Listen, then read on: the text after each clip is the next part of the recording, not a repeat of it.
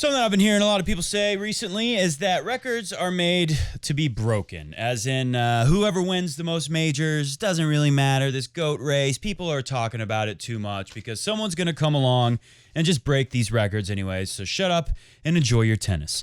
But I got to argue with this and say who is going to have a chance to match the greatness that we have seen over the years from the big three. In the semifinal yesterday, Djokovic, Tsitsipas, great match. Tsitsipas proved what we all thought, that he's got the talent to break through and win one of these things one day. But when is that day going to be? Never have we seen three guys ruin the careers, or at least the Grand Slam resumes, of multiple generations of very talented, young, and middle-aged and old now tennis players. They have destroyed it for everyone else. And take a listen to what Diego Schwartzman said about playing these guys. You would think some of these guys would be bitter, but I think, everyone says Diego Schwartzman's the greatest guy. Everyone really likes him in the locker room. And I guess you could see why in this clip. Take a listen to Diego Schwartzman talk about how he actually likes playing with these guys because he recognizes how special it is. I'm not going to say who is the better, but I can say that the most beautiful thing about these three guys is how different are these guys, on court and outside the court, are really different, just if you see how, I don't know, the food from Nole, the food from Rafael, Roger, then how they play on court, one play on clay, the other one on grass, the other one, they are different. Also one lefty, the other one aggressive, the other one is, sliding like nobody. So I think the most beautiful thing is for sure how different these guys are.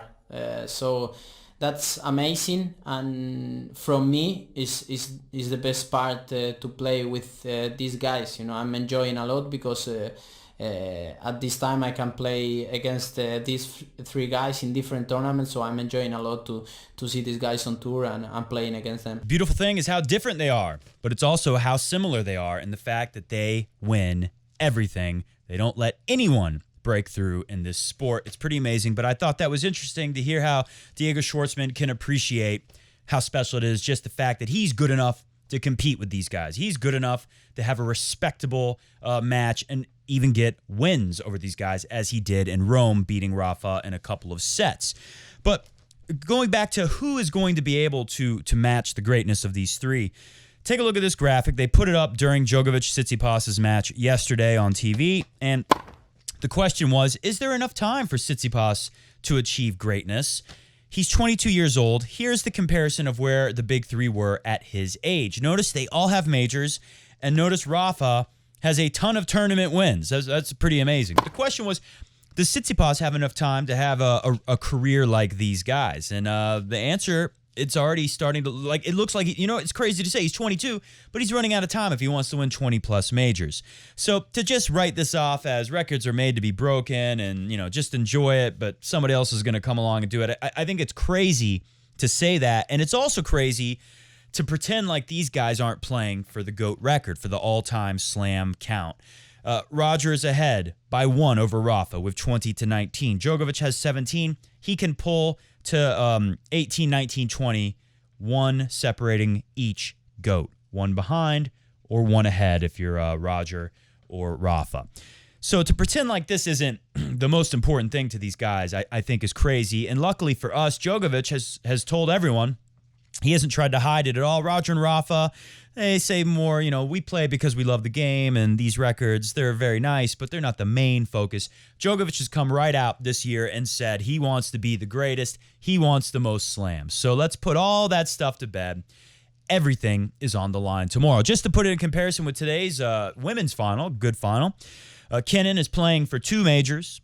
And Iga Swiatek, she was playing for her first. Yes, it's very, very fun, very exciting to see a young player achieve their dream, to realize their dream, to have the biggest accomplishment of their life. That's great. But it's nothing compared to how, right? It's not that big of a deal when we look at everything that is on the line tomorrow. Dominic Thiem and Zverev. It was exciting to see who could break through and win a slam when the big three aren't around, but it's nothing compared to what we have on the line tomorrow. And not just the slam race, but also Novak is playing to have won every important tennis tournament from the Masters 1000s to the four majors at least twice at all of them. Something Roger and Rafa haven't done. They haven't. Roger only has one French. Rafa only has one Australian Open. And then Rafa, he's playing for something really special. He's playing for 100 wins and 13 titles at the French Open. To have 100 wins at one major is incredible. Remember, it takes 7 in a row to win it. If you were to get, it's a good career if you have 100 wins spread out from all 4 of the majors. Rafa has 100 at one major. And the best of all, the best thing about tomorrow is this. The greatest rivalry in the sport, Rafa and Novak. Maybe you'd say Roger Rafa is greater or something like that. But by the numbers, no one's met more. No one's fought over bigger titles more frequently than Novak and Rafa Nadal. It all started here 14 years ago, 2006. Rafa beats Novak 6-4, 6-4. Novak retires. Remember, Novak didn't finish matches all the time back then. And Novak said something after that in the press that was mocked and laughed at by virtually the entire tennis world. Take a listen. I realized today that I don't need to play anything special, you know. I don't need to play anything special. You know, everybody thinks, you know, Nadal, for sure, he's the best on this surface. But he's not unbeatable, that's for sure. I realized that because I played today and I felt pretty good on the court. I broke him back like 2 times in the second set. I couldn't serve 100%, so I think if I would serve, you know, my serve is pretty good. I would use this serve and use the opportunities, and I think I would win the second set, you know. And I think I could win today. You know, I have to say that even though that he is the best and everybody thinks that he's unbeatable, I say he's not unbeatable, he's beatable. Djokovic told us he felt he had the match under control till his back problems. Do you agree with that? ¿Qué ha dicho? Oh, yes.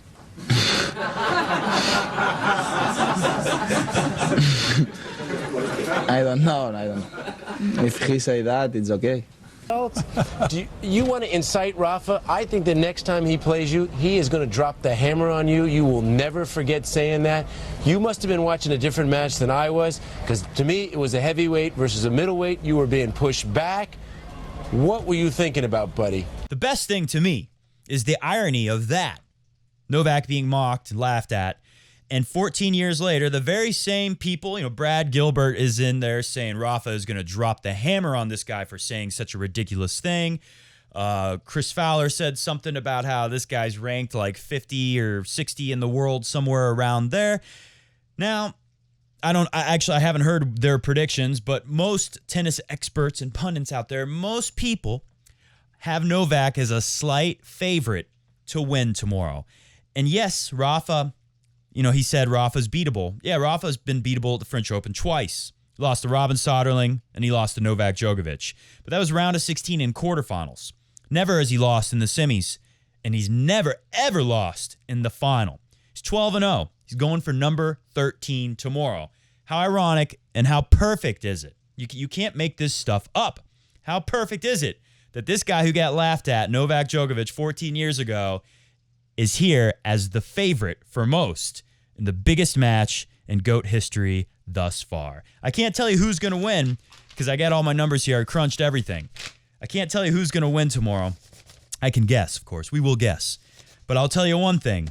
This match, based on the numbers, based on the slowness of the court, we might be having one of the longest major finals we have ever seen. Maybe even longer than that crazy Australian Open match that almost went 6 hours. Between who? These two, Novak and Rafa.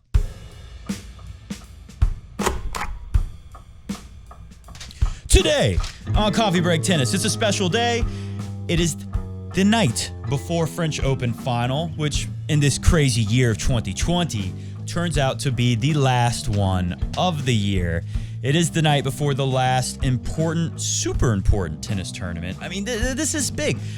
Going back to 2017, and today on Coffee Break Tennis, by the way, we're just going to talk about the final pretty much and look at some of the numbers I crunched. We'll do our best to predict to correctly predict the outcome of tomorrow's final. But let me just say, in comparison, we haven't had a match this big for almost 4 years. 2017, January, Federer, Nadal. Remember how important that final was? Remember how it could have shifted everything? Of course, Federer at the time has 17 majors, and he gets a healthy lead restored again. He goes up to 18 to get ahead of Rafa, and now we're in a very similar situation. Rafa can extend the lead on Djokovic, or Djokovic can get 1 away, 2 away from Federer.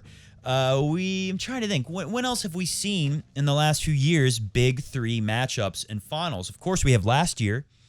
We have a Rafa-Novak semifinal at Wimbledon in 2018. We have last year's Rafa-Roger semifinal. And then, of course, we have what was the longest, I think it was it the longest? I believe it's the longest final in Wimbledon history, Novak Djokovic and Roger Federer, 2019 last year. What a match. And now we get another match that promises, I don't understand how anyone can predict this anything other than 5 sets. Of course, it was 5 sets in 2017 in that epic clash, Roger-Rafa, 5 sets, Roger and Djokovic. And I think we're going to get 5 sets. And I'll just go ahead and tell you right now, just like in 2017, I think the player with more on the line and the more favorable conditions, because yes, it's more favorable conditions for the French Open for Djokovic, but it's clay. It's still clay. It's still going to bounce higher on the forehand side for Rafa. It's still the place where Rafa...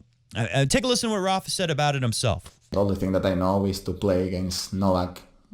I need to play my best. Without playing my best tennis, situation is very difficult. I know that is a court that I have been playing well for such a long time, so that helps. But at the same time, he has an amazing record here too, winning, being in the final rounds almost every single time. So he's one of the toughest opponents possible. But I'm here to keep trying my best, and I like to play in this scenario. I know I have to make a step forward. I think I did one today, but for Sunday is not enough, so I need to make another one, and that's what I'm looking for, and I'm gonna work hard to try to make that happen. I love it. I made one step, meaning towards his best tennis, towards the best that he can produce. I made one step today to beat Schwartzman, but it's not enough against Djokovic. He needs to make one more step.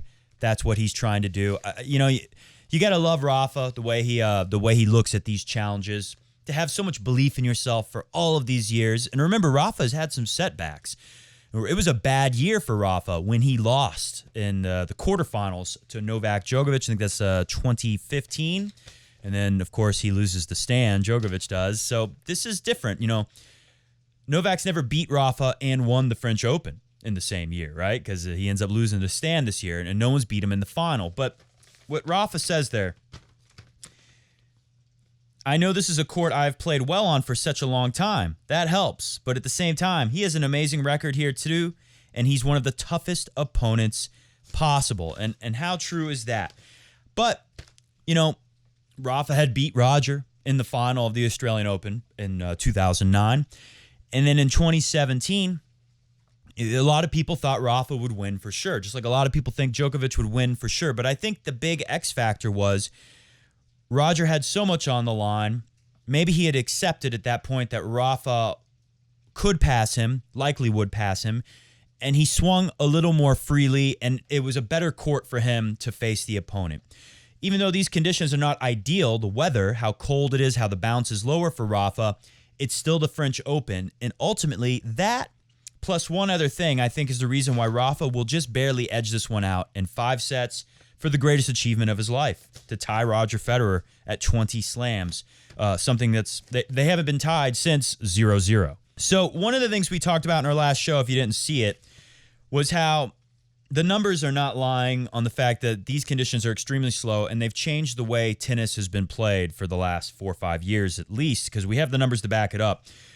In case you missed it, I'll go over it very briefly. Craig O'Shaughnessy has done a lot of great research in this sport, and what he has noticed, what I noticed and was wondering if he had noticed, and oddly enough, I can't remember if it was the last show or the show before last, I said, Craig O'Shaughnessy is going to be shocked when he sees this. Well, he had already put up a piece on ATPtour.com that I had not seen at that point, but I've read it. And what the piece argues is that Rafa in these conditions, his forehand is not as effective of a weapon as it normally is, and he's traded that for a different weapon, and that is consistency. And what he noticed is that Rafa has been extending points very long and just running away with it. But that was through 4 matches. Things have shifted slightly for Rafa, and it has for Novak too, but there's one little trend I see that I think is a secret edge for Rafa. So we'll get to that in a second. Let me catch you up on Craig O'Shaughnessy's research. Roland Garros, 2016, 2017, 2018, averaged together the short rallies, the 0 to 4 shot rallies. Remember, serve, return count as 1 and 2. So it's serve, return, forehand, backhand. It's over. That's how most points have been played for a long time now. And Craig O'Shaughnessy has done research to show that it happens at the junior level and even at my recreational league tennis level. It's everywhere.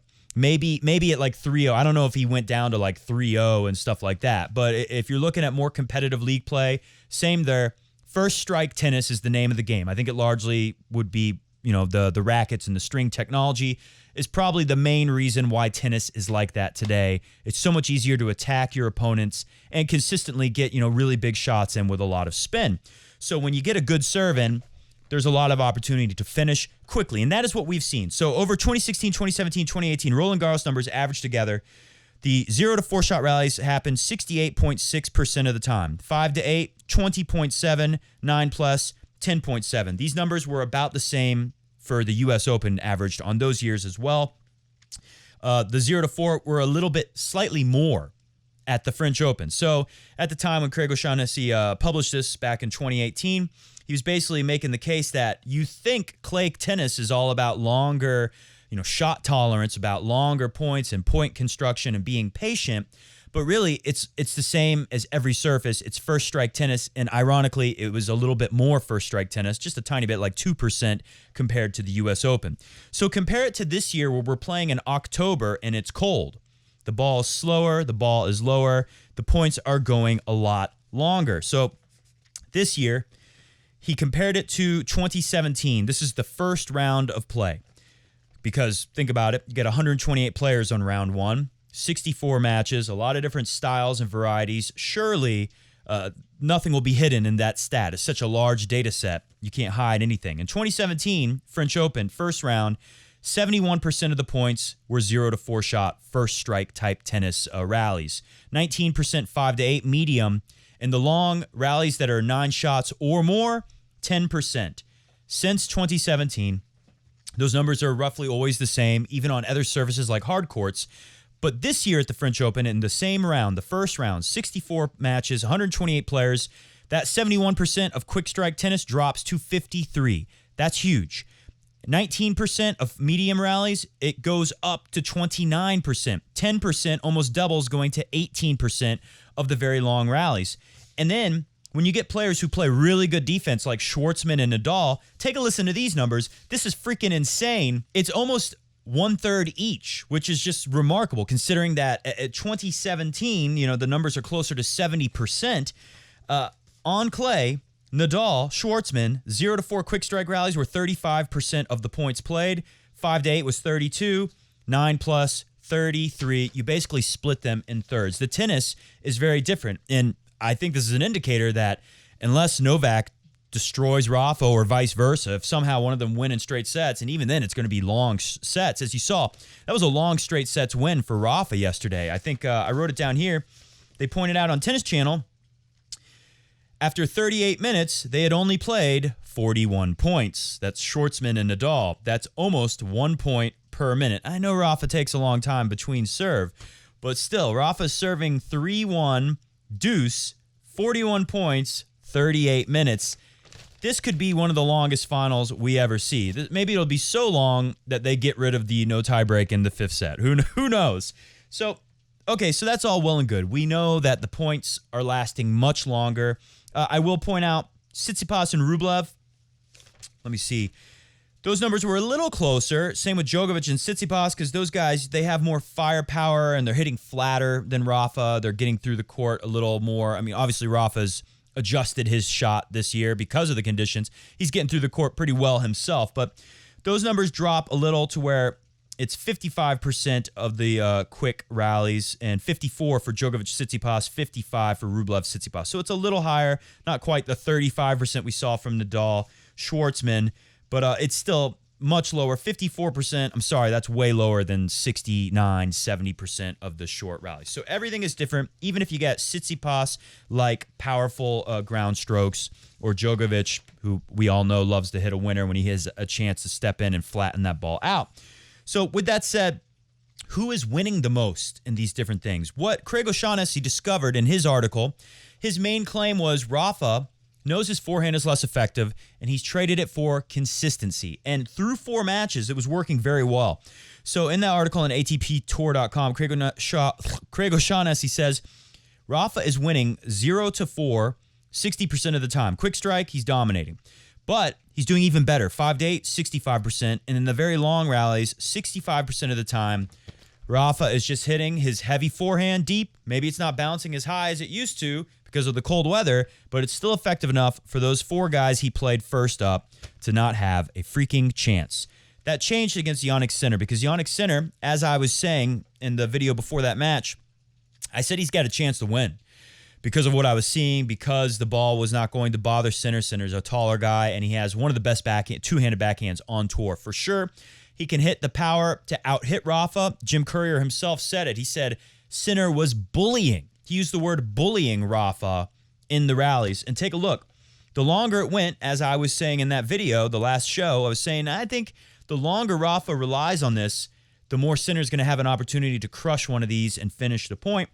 Rafa still dominated 60% in the short rallies, but in the mid, he dropped to 61 from 65% winning. And in the long rallies, where I thought he was in danger, it dropped to 47%, meaning Sinner was winning 53. In the first set, which was really close, Sinner served for the set, loses in a tiebreak. Rafa was only winning 50% of the short. That's a massive drop. 57% of the middle and 46%. He was losing the whole match, and especially in that first set in the long points. So I thought that was very interesting. Schwartzman doesn't have that kind of power, but he can really play ball. How did it go with him? Nadal and Schwartzman. Nadal was doing very well in the quick strike tennis, 61%, 60% in the medium, and 49%. There's that number. He's not winning as much as Schwartzman was in the longer rallies. Djokovic versus Tsitsipas. Things were pretty good for Djokovic, but still these numbers kind of low. 56% in the short rallies, 51% in the middle, and 52% in the long. And where I noticed this the most is when the player is serving. Now, when Djokovic and Nadal serve, they're very specific in what they're trying to do. The serve, especially on clay, is all about setting up, for Rafa, the forehand. For Djokovic, too, he wants to hit forehands, even though he's got a great backhand. It's all about setting up the forehand to finish quickly. And everyone's playing like this now. As Craig O'Shaughnessy has been pointing out for years, this is junior tennis, rec tennis, pro tennis. Everyone is doing this. But on this surface, it's so difficult. And when these guys don't finish off of their serve the way they always do, they tend to lose more. And that's where we see these numbers get worse for them. So let's take a look. When serving, let me just give you a rare example here. In the fourth set, which Djokovic lost to Tsitsipas yesterday, about half the points were the quick strike tennis, is when Djokovic is serving. Half the time he's able to get on top of things and win within the first 0-4 shots. Meaning, if he hits a serve and that doesn't come back, that would count as a one-shot rally. Half the time, they were over 4 shots, 5-8 or 9+. And out of those half of those points, Djokovic only won 2. He got 2 points on his serve in the entire fourth set when the rally went beyond 4 shots, which was half of the time. For Rafa Nadal, and real quick, I should point out, for the entire match, not isolating the fourth set, just to show you how trouble can develop, though, for Djokovic, he was still a little under 50% and a little over 50% in the 5-8. Short points dominating for the entire match at 76% of the time. He's winning in the 0-4 shot rallies. But in the 9+, a little under 50%. In the 5-8, just a little over. That's close, right? Djokovic would like those numbers to be better for the match. Now, it was a 5-set match. It was a crazy match. But let's look. a match that Nadal won in straight sets. What were his numbers like on his serve? And maybe you can say this is incomplete data because Tsitsipas is more firepower than Schwartzman. Sure, but I think Schwartzman, if you just look at return numbers alone on clay, career numbers return, Schwartzman, he wins 36% of the time returning on first serve, 55% of the time returning on second serve, and 45% of the time when there's a break point, he wins, he converts his break point. Guess what Djokovic's numbers are? The same exact numbers, literally. They have the same exact win on first serve, second serve, and break point conversion percentages. Same exact numbers when you isolate their entire career on clay courts. So maybe not such a bad comparison now.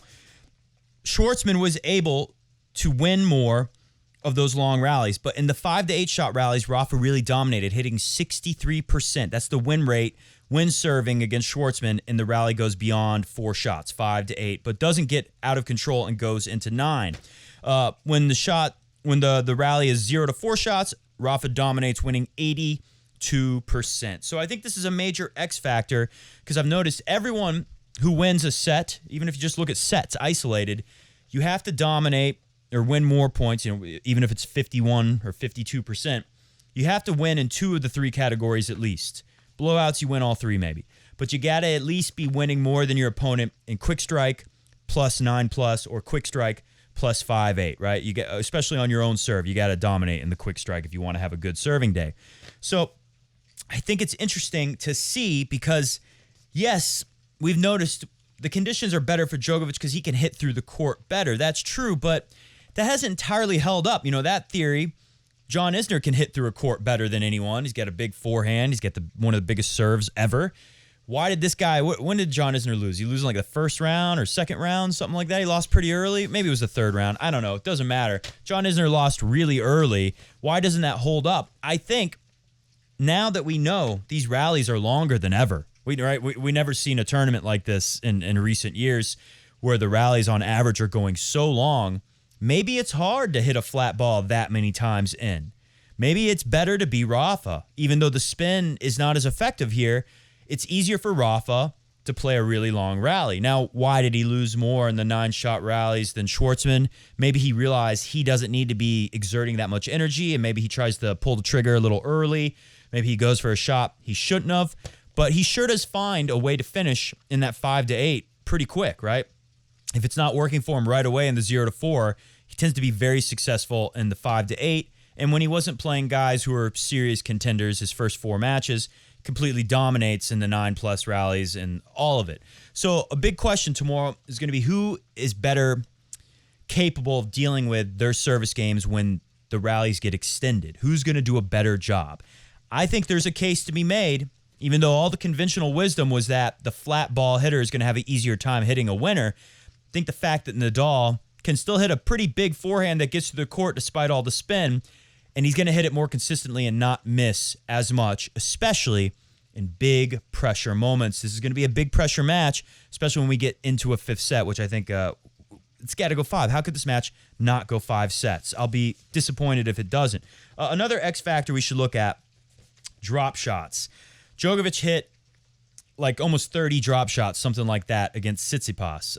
Gaston showed everyone how effective the drop shot can be here, as I know he didn't beat Team, but he kind of did. He kind of took the legs away from Team so that it was inevitable that Team was going to lose to somebody. Djokovic hit 17 outright winner drop shots against Tsitsipas yesterday. 1 that was a forced error for Tsitsipas, and 8 where Djokovic lost the point. Nadal, on the other hand, he hit 2, but they were perfect. They were perfect drop shots. But I don't think Nadal felt the pressure to come up with the drop shot because it seems like if he stayed in the rally, there was always a forehand to be hit at some point, especially as he builds a lead and gains more and more confidence. So expect a ton of drop shots tomorrow. This is something that could totally backfire. It worked well for Djokovic, but look at what happened to Gaston. You live by the drop shot, you die by the drop shot. Gaston had a bunch of amazing drop shots, but in the end, against Dominic Thiem, he had a lot of drop shots that were unforced errors.